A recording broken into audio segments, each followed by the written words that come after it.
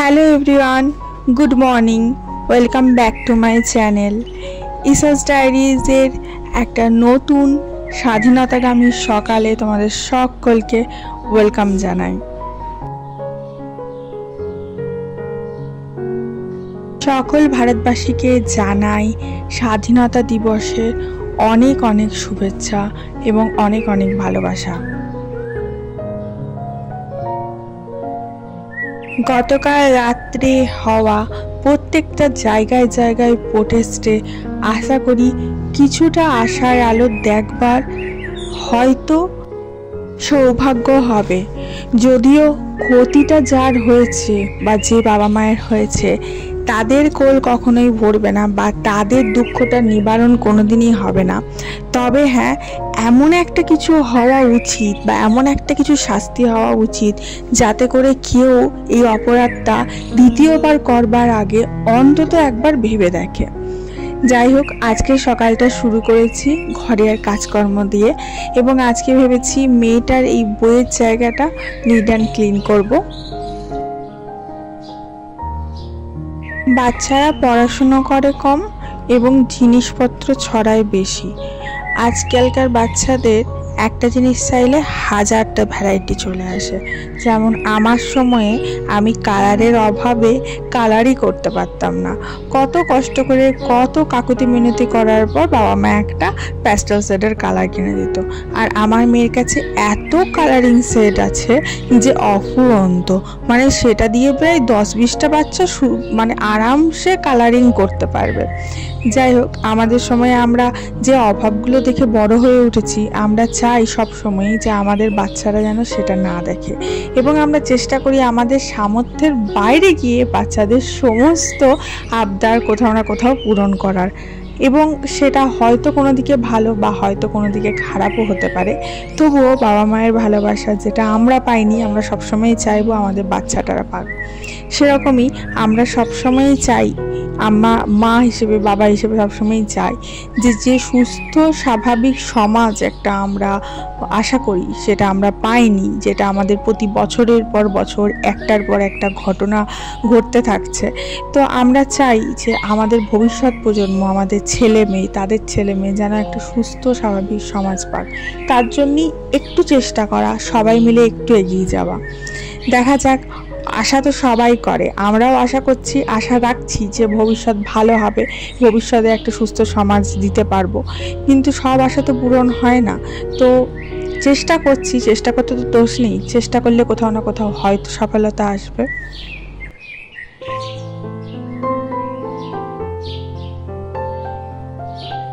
কোনো এক গুণী মানুষ বলে গেছেন, লক্ষ্য স্থির রাখতে হবে।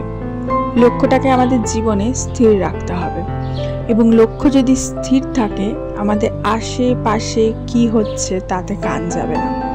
এবং লক্ষ্য যদি স্থির থাকে এবং চেষ্টা যদি তুমি 110% করতে পারো এবং তোমার ভাগ্য যদি একটুখানি সাথ দেয়, তুমি লক্ষ্যকে নিশ্চয়ই জয় করতে পারবে। এবং সেটাই আশা করি এবং সেই চেষ্টাই করি। যাই হোক, ঘর পরিষ্কার পরিচ্ছন্ন রাখা আমার একটা হবির মধ্যে পড়ে। আমি চেষ্টা করি আমার ঘরের প্রতিটা কোণা যাতে পরিষ্কার পরিচ্ছন্ন থাকে। তার জন্য যে জায়গাটাই একটু অপরিষ্কার দেখি সেই জায়গাটাই পরিষ্কার করতে বসে যাই। সময় অনেক লাগে, খাটনি অনেক হয়, কষ্টও হয়, কিন্তু ঘরের প্রত্যেকটা কোণা যদি পরিষ্কার থাকে তাহলে প্রত্যেকটা কোণাতেই পজিটিভিটি বিলং করে এবং ঘরের প্রত্যেকটা কোণা যদি পজিটিভ থাকে তাহলে তুমিও পজিটিভ থাকতে বাধ্য। এবং তুমি যদি পজিটিভ থাকো, তোমার পরিবারের প্রত্যেকটা লোক পজিটিভ থাকবে। এই কটা বেরিয়ে এলো, এই কটা লাগবে না, শেষ হয়ে গেছে, পাতা শেষ হয়ে গেছে, হাবিজিবি এঁকে নষ্ট করেছে। তো এই কটাকে আমি যেখানে আমার মানে স্টোরেজ করে রাখি সেখানে রেখে দেবো, পরে এগুলো অন্য জায়গায় করে দেবো।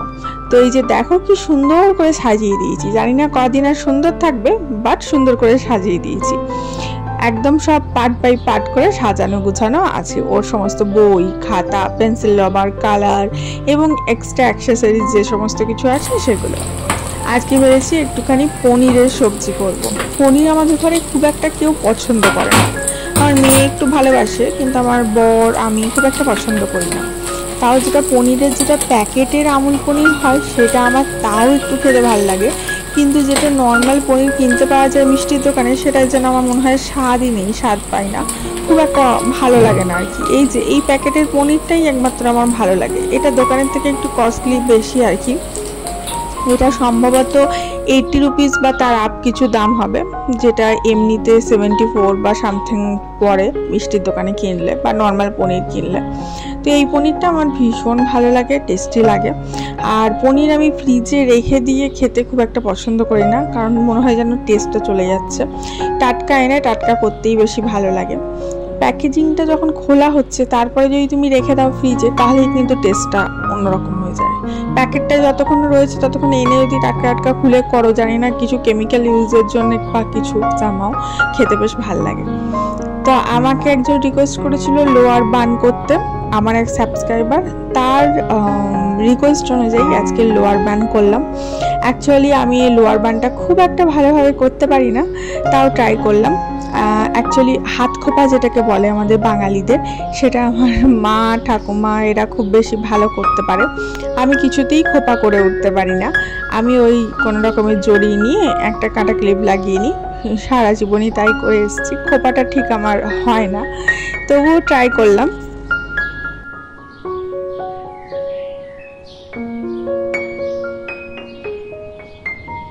বেশ অনেকগুলো জামা কাপড় জমেছে, চলো একটা একটা করে জামা কাপড় গুছিয়ে নিই। জামা কাপড়গুলো গুছিয়ে পার্ট বাই পার্ট করে তুলে রাখবো। আমি আবার কাজ ফেলে রাখতে একদম পছন্দ করি না। মানে ওই আমাদের আগে কি করতো, আমার ঠাকুমারা জামা কাপড় নিয়ে এই এরকম করে হাতের মধ্যে পাকিয়ে নিয়ে কোনো রকমে আলনার মধ্যে রেখে দিত।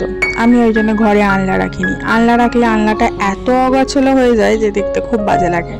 আমার মনে আছে আমার বাপের বাড়িতে আলনা ছিল, আমি ছাদ থেকে জামা কাপড় নিয়ে আসতাম, পার্ট বাই পার্ট গুছিয়ে রাখতাম, আবার অগোছালো হয়ে যেত, আবার গোছাতাম।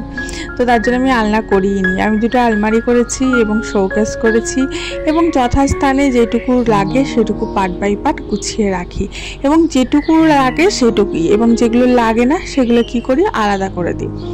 যেমন বলে আমার ডোনেট করা বলতে পারো, আমার মেয়ের প্রতি বছর জন্মদিনে যেগুলো ছোট বড় হয় জামা কাপড়, সেগুলো সব ডোনেট করে দিই।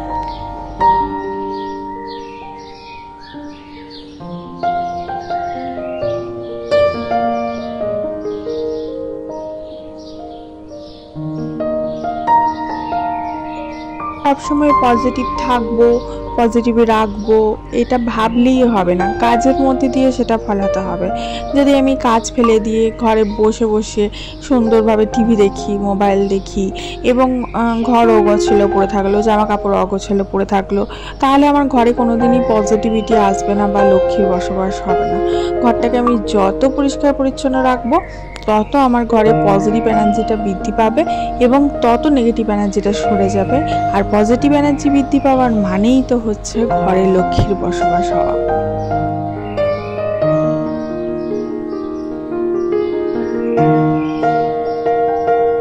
আমাদের এত চিকেন মটন হয়, মানে মাংসটা এত বেশি খাওয়া হয় যে যা না একদম অরুচি হয়ে যায়। কিন্তু তবুও আমার হাজব্যান্ডের জন্য খেতে হয়। হাজব্যান্ড মাংস ছাড়া চলেই না, দুদিন অন্তর অন্তরই তার মাংস খাওয়ার প্রতি নেশা একটা উতলে ওঠে। যাই হোক, তো আজকে আমি অনেক করে বলেছি আজকে পনির আর ফুলকপি দিয়ে একটা সবজি করব। খুব ভালো লাগে আমার পনির সোয়াবিনের তরকারি বা পনির ফুলকপির তরকারি, যেগুলো খেতে পারি না, কারণ হাজব্যান্ড একদমই পনির পছন্দ করে না। একটা সময় ছিল হাজব্যান্ড একদমই পোস্ত খেতে পছন্দ করতো না, আর ঝিঙে তো দু চোখে দেখতেই পারতো না। তো সেটাকে যাই হোক সেখান থেকে ওভারকাম করে আস্তে আস্তে করে করে তাকে অভ্যস্ত করতে পেরেছি। তো এখন আমার ঘরে মোটামুটি পোস্ত হয়, কিন্তু পনিরটা এখনো পর্যন্ত করে উঠতে পারিনি। আগে পনির তাও একটু একটু খেত, রিচ করে বানিয়ে কষা কষা করে, কিন্তু এখন আবার আরও বেশি ওর অরুচি। তো যাই হোক, ওকে বলেছি যে একটু একটু তো খেতেই হবে মেয়ের দোহাই দিয়ে, কারণ মেয়ে খুব খেতে ভালোবাসে, তো এখন তাও একটু খাচ্ছে। তো এখন কয়েকটা কভার ছিল, সে কটা কভার পরিয়ে নেবো, বালিশের পাশ বালিশ আর মাথা বালিশের কভার।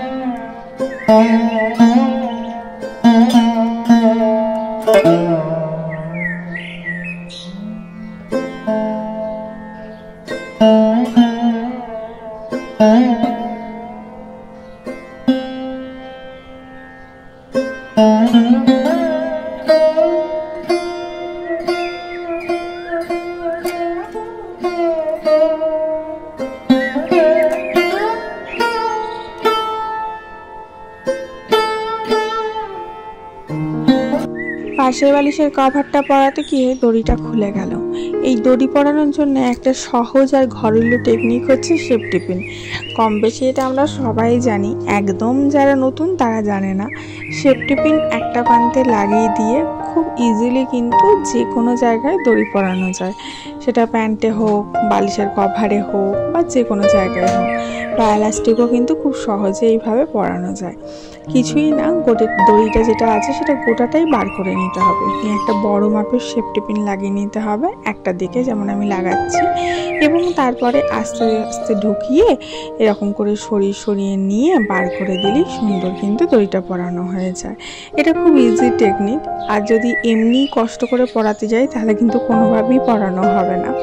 এটা কম বেশি আমরা সবাই জানি, ছোট থেকে দেখেই আসি ঘরে, মা ঠাকুমারা ইজিলি করেই থাকে সাধারণত।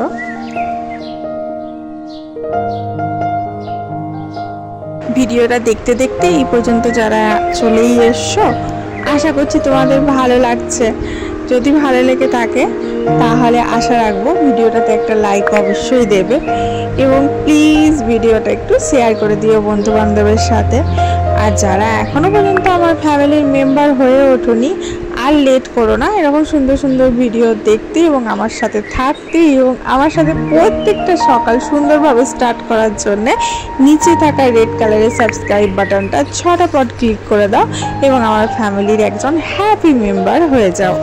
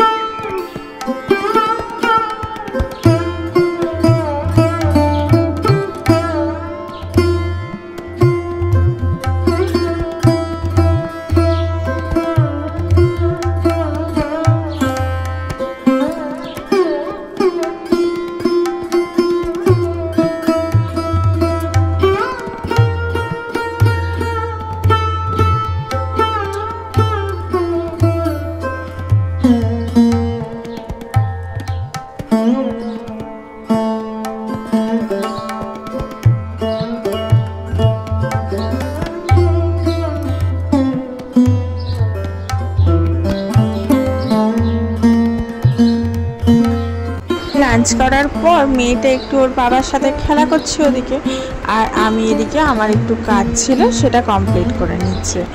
আর আজকে না একটা পার্সেল আসছে, ওর বাবার জন্য একটা গিফট অর্ডার করেছিলাম। রাত্রেবেলা ওর বাবা এসি ঘরটা আমাদের একটাই, তো এই এসি ঘরটাতেই ওর বাবা রাতে কাজ করে এবং আমরা এদিকে শুয়ে থাকি, তো লাইটটা লিভিয়ে দিই। তার জন্য ওর খুব অসুবিধা হয় অন্ধকারে কাজ করতে, তার জন্য এরকম একটা ইউএসবি লাইট কিনেছি। খুব সুন্দর, জাস্ট টাচ করলে এরকম লাইটটা বেড়ে যাচ্ছে, আবার লাইটটার তেজটা কমেও যাচ্ছে, আবার এটা ফ্লেক্সিবলও, বিভিন্ন রকম সাইজে এটাকে অ্যাডজাস্টও করা যাচ্ছে। দামও খুব একটা বেশি নয়, ইউএসবি লাইট দিয়ে সার্চ করলেই পেয়ে যাবে।